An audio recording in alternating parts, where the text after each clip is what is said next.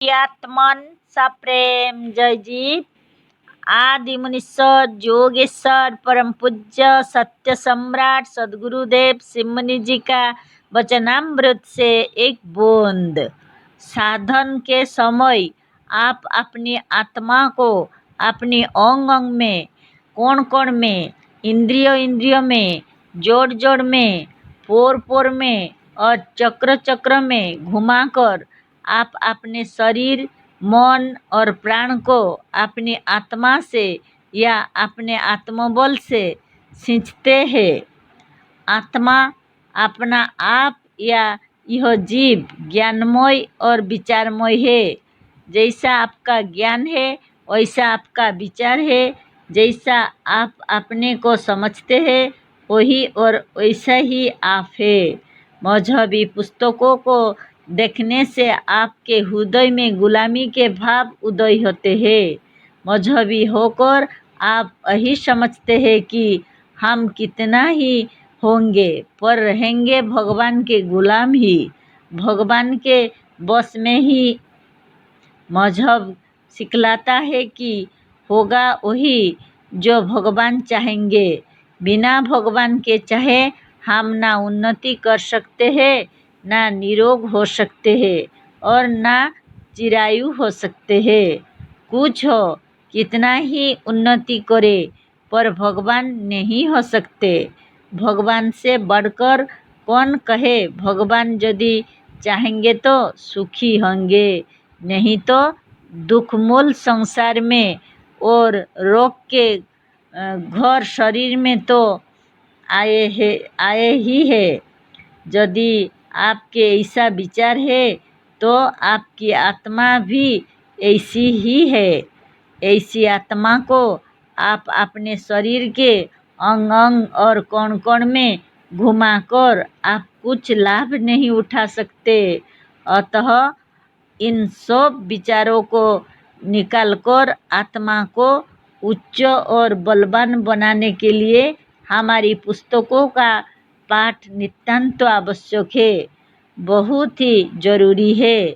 अधिक समय ना हो तो थोड़ा ही सही किसी पुस्तक को उठावे और उसे विचार के साथ थोड़ा थोड़ा पाठ करके जब कुछ दिनों में समाप्त कर दे तो दूसरी पुस्तक उठावे और उसे कुछ दिनों में समाप्त करके तीसरी उठावे, फिर चौथी, पांचवी और कुछ महीनों में सबको समाप्त करके फिर पहली उठावे और इसी तरह और क्रम से जन्म भर पुस्तकों का पाठ करते रहना चाहिए। इस तरह से बिना नित्य स्वाध्याय किए आप साधन से पुण्य लाभ नहीं उठा सकते।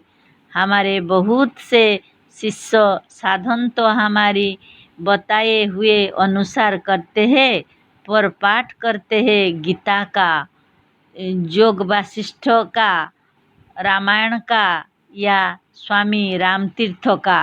स्वामी रामतीर्थ और विवेकानंद आत्मा का महत्व मानते हुए भी राम जी, गंगा जी और काली जी की भक्ति से पूर्ण थे।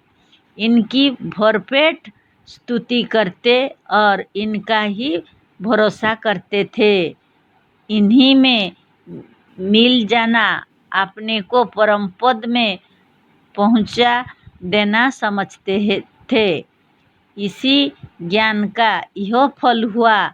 इसी गंगा की भक्ति से स्वामी रामतीर्थ शीघ्र गंगा में डूब गए और स्वामी विवेकानंद शीघ्र ही काली के हाथों में चले गए।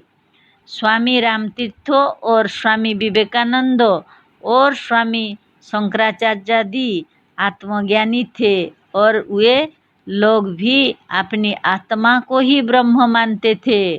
पर अब इन लोगों के ग्रंथों भी दोष से खाली नहीं है तो दूसरों की क्या कथा। गीता को पढ़कर भी लोग आत्मा का महत्व ना समझकर हरे राम हरे कृष्ण कहकर कीर्तन के पीछे पागल रहते हैं। गीता में योग और आत्मज्ञान का पूरा पूरा वर्णन इतना कम है और इस रूप में है कि किसी को गीता पढ़कर ना पूर्ण आत्मज्ञान होता है और ना वो योग साधन ही कर सकता है। गीता पढ़ने वाले भी कृष्णचंद्र की गुलामी में ही डूबे रहते हैं। गीतादि आध्यात्मिक ज्ञान वाली पुस्तकों की या ब्रह्मज्ञान की पुस्तकों कहलाने वाली पुस्तकों की जब यह दशा है तो पुराण, इंजल और कुरान की तो कोई चर्चा ही नहीं। यह सब ग्रंथों तो मजहबी ज्ञान से ही पूर्ण है जो साधक के लिए विस्तुल्य है। जय जीव।